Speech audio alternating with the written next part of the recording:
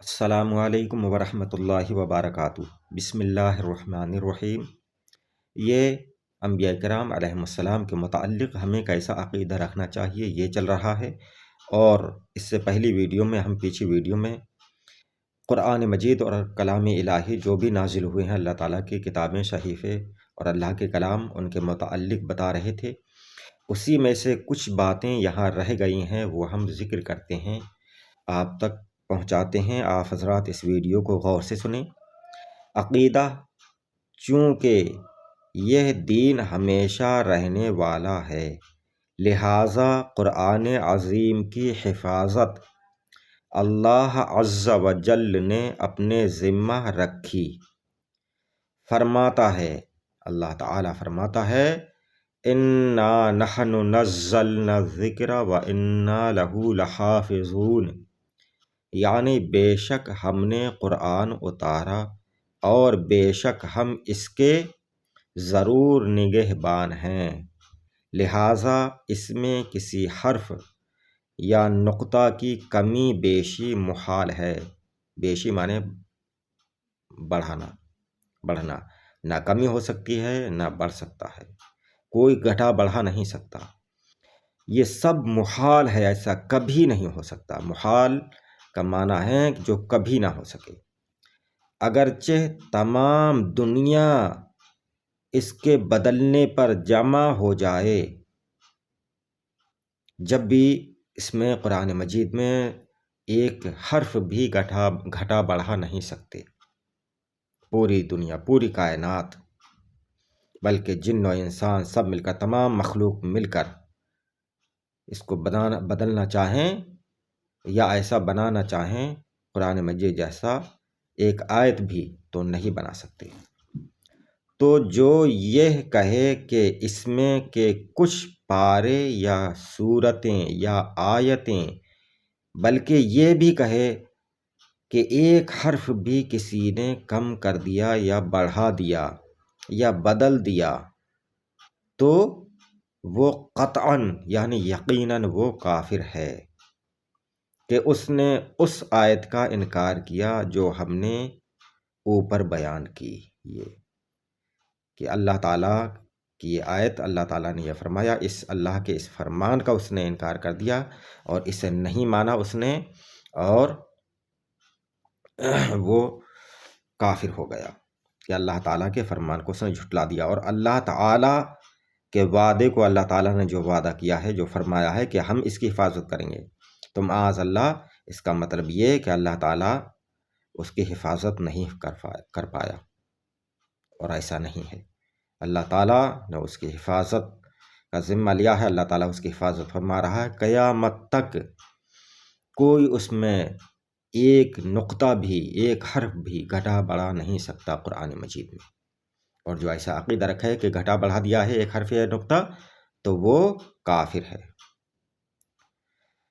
قرآن مجید کتاب اللہ ہونے پر اپنے آپ دلیل ہے۔ عقیدہ قرآن مجید کتاب اللہ کہ یہ اللہ کا کلام ہے، یہ ہونے پر اپنے آپ دلیل ہے، کہ خود اعلان کے ساتھ کہہ رہا ہے، قرآن مجید اعلان کے ساتھ کہہ رہا ہے، وَإِن كُنتُمْ فِي رَيْبٍ مِّمَّا نَزَّلْنَا عَلَىٰ عَبْدِنَا فَأْتُوا بِسُورَةٍ مِّن مِّثْلِهِ وَادْعُوا شُهَدَاءَكُم مِّن دُونِ اللَّهِ إِن كُنتُمْ صَادِقِينَ فَإِن لَّمْ تَفْعَلُوا وَلَن تَفْعَلُوا فَاتَّقُوا النَّارَ الَّتِي وَقُودُهَا النَّاسُ وَالْحِجَارَةُ أُعِدَّتْ لِلْكَافِرِينَ، یعنی اگر تم کو اس کتاب میں جو ہم نے اپنے سب سے خاص بندے یعنی حضرت محمد مصطفیٰ صلی اللہ علیہ وسلم پر اتاری، یعنی قرآن مجید، اس میں کوئی شک ہو تو اس کی مثل کوئی چھوٹی سی صورت بنا کر لاؤ، کوئی چھوٹی سی صورت کہہ لاؤ یعنی بنا کر لاؤ، اور اللہ کے سوا یعنی اس بنانے میں تم اللہ کے سوا اپنے سب حمایتیوں کو بلا لو اگر تم سچے ہو۔ اب اللہ تعالیٰ آگے فرماتا ہے، اور اگر، تو اگر یعنی اور اگر ایسا نہ کر سکو اور ہم کہے دیتے ہیں، یعنی ہمارا چیلنج ہے، یہ ہمارا یہ فرمان ہے کہ ہرگز ایسا نہ کر سکو گے، تو آگے فرماتا ہے تو اس آگ سے ڈرو، تو اس آگ سے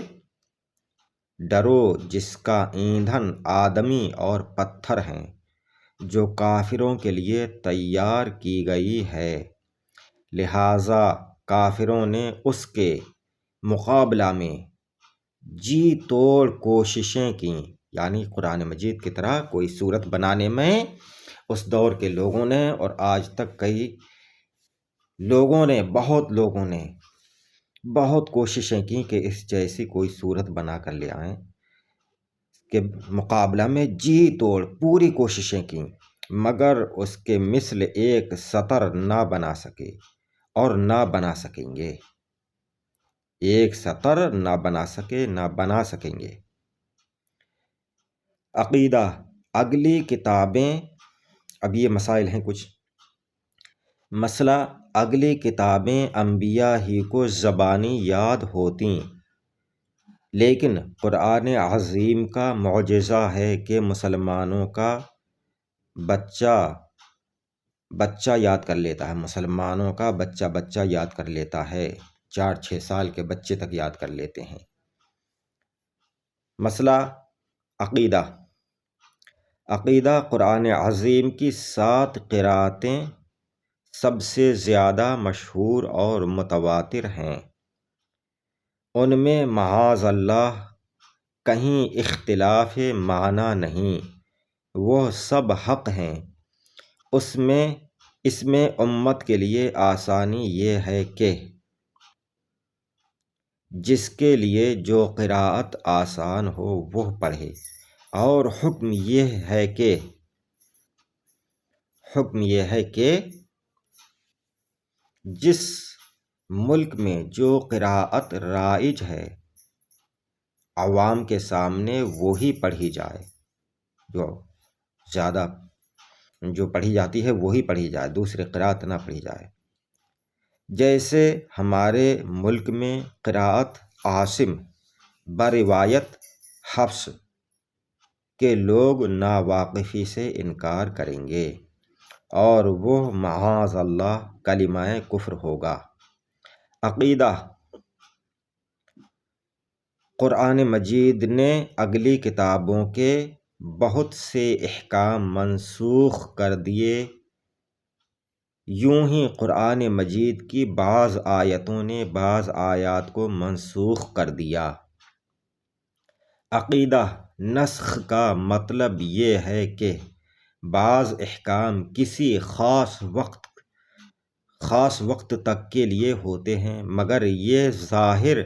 نہیں کیا جاتا کہ یہ حکم فلاں وقت تک کے لیے ہے۔ جب میعاد پوری ہو جاتی ہے تو دوسرا حکم نازل ہوتا ہے، جس سے بظاہر یہ معلوم ہوتا ہے کہ وہ پہلا حکم اٹھا دیا گیا، اور حقیقتاً دیکھا جائے تو اس کے وقت کا ختم